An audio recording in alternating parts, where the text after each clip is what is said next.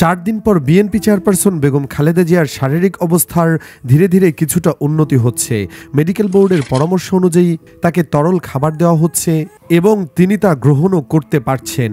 শয্যা পাশে থাকা ছোট পুত্রবধূ শর্মিলা রহমানের সঙ্গে মাঝে মধ্যে কথা বলছেন।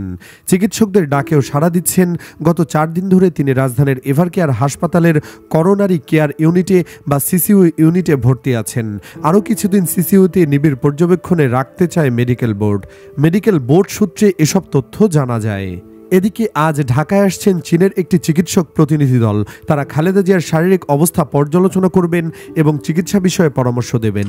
মেডিকেল বোর্ডের প্রধান হৃদরোগ বিশেষজ্ঞ অধ্যাপক ডাক্তার শাহাবুদ্দিন তালুকদার জানান, খালেদা জিয়ার অবস্থা স্থিতিশীল এবং আগের তুলনায় কিছুটা ভালো।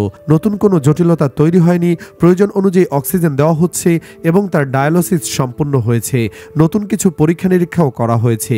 তিনি আরও বলেন, শারীরিক অবস্থা আরও উন্নত হলে উন্নত চিকিৎসার জন্য তাকে বিদেশে নেওয়ার পরিকল্পনা আছে। পরিস্থিতি বিবেচনায় সিঙ্গাপুর, লন্ডন কিংবা বিকল্প হিসাবে রাখা হয়েছে। মেডিকেল বোর্ডের একজন সদস্য জানান, বোর্ডে নতুন করে যুক্ত হয়েছেন লন্ডন ক্লিনিকের একজন বিশেষজ্ঞ চিকিৎসক, যেখানে খালেদা জিয়া গত জানুয়ারিতে চিকিৎসা নিয়েছিলেন।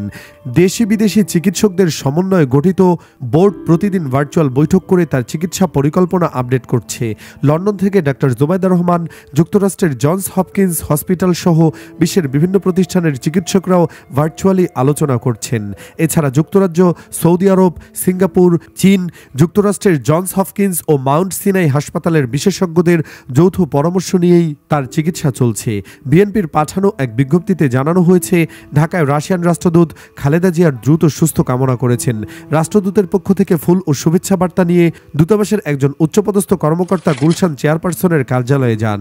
খালেদা জিয়ার পক্ষ থেকে তার শুভেচ্ছা গ্রহণ করেন খালেদা জিয়ার একান্ত সচিব এম আব্দুস সাত্তার। বিএনপির যুগ্ম মহাসচিব রুহুল কবির রিজভী জানিয়েছেন, খালেদা জিয়ার অবস্থায় বড় কোনো উন্নতি না হলেও অবনতিও হয়নি, অর্থাৎ অবস্থা অপরিবর্তিত।